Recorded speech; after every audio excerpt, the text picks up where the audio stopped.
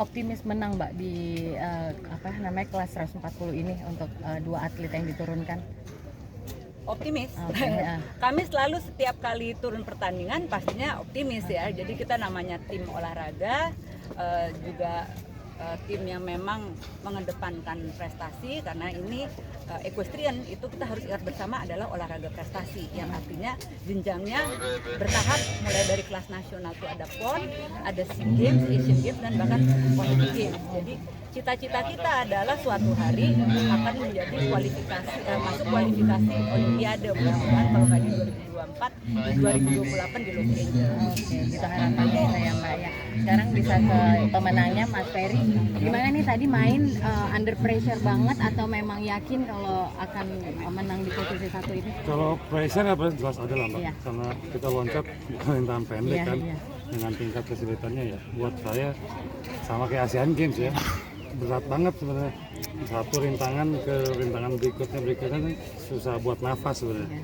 Cuman ya emang kita disiapin 2 bulan sebelumnya, memang kita udah siapkan kuda, walaupun nggak hanya soal skillnya tapi stamina, terus ridernya sama, rekan saya pun sama gitu, latihan bareng semua, evaluasi bareng, kita komunikasi sama vet segala macam untuk nyiapin stamina kuda. Kalau dibilang nggak mudah, nggak mudah, sangat nggak mudah, Sangat nggak mudah ya. Banget. sangat sulit. Tapi percaya nggak tadi tuh akhirnya bisa posisi satu?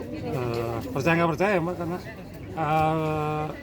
kondisi pertandingan terakhir kan di kejurnas, makanya saya nggak bisa bilang 100%, tapi saya 100% gitu, makanya bingung dijelasin, cuman ya gitulah pokoknya, bingung saya juga ngejelasin, cuman nggak ada pertandingan setelah kejurnas kan buat Kaskadela, karena waktu di APM saya nggak ikut, karena memang nyiapin buat pertandingan ini. Gitu ya.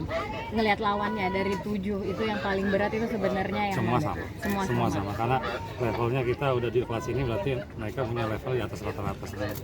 Rahasianya apa sih Mas bisa sampai di titik 140? Fokus sih, yang jelas sangat harus fokus, konsentrasi lebih dari 100% harus 200%, walaupun kondisi udah panas, terus udah capek 3 hari loncat, bisa mungkin kita bikin dia fokus terus sama rintangan.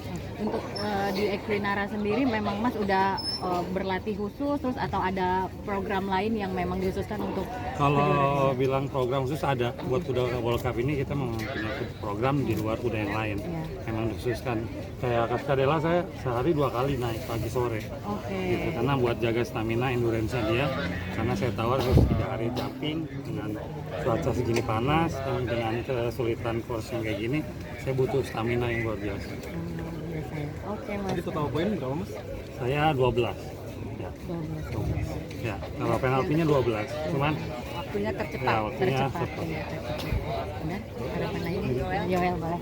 Yoel gimana nih tadi menjadi dua peserta dari Equinara, gimana ngelihatnya tadi teman Mas Ferry juga di posisi 1? Ya senang banget sih bisa ikut di kelas ini, bisa ini kedua kali saya ikut di kelas World Cup ini, dan saya senang banget rekan saya bisa menang, selalu support kita, Saling support ya? support, betul, mau secapek apapun, mau sesusah apapun kita saling support, jadi ya ini sebenarnya. The next-nya akan bisa belajar lagi Ya, dari Mas pasti. Ferry dan semua Pasti. tim Ya, gitu ya. ya. Ada target nggak dari 2 kali kualifikasi lagi? Ya lebih baik lagi, mengurangi penalti yang tadi. Terakhir nih Mbak Dinda, harapan terbesar Mbak Dinda selaku President of Event ini dengan acara ini, terus dengan Equinara sendiri itu bisa disampaikan Mbak.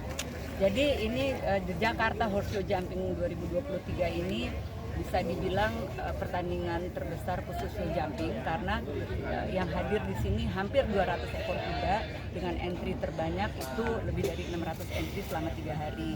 Dan tentunya kalau kita melihat banyaknya peserta, artinya untuk seleksi maupun pembinaan itu berarti kan semakin tinggi.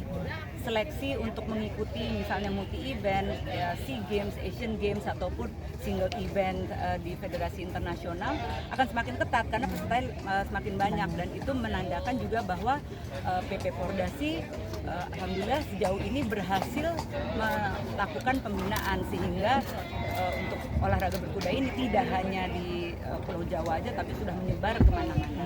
Gitu ya Mbak ya. Terima kasih banyak Mbak Dinda, sukses selalu.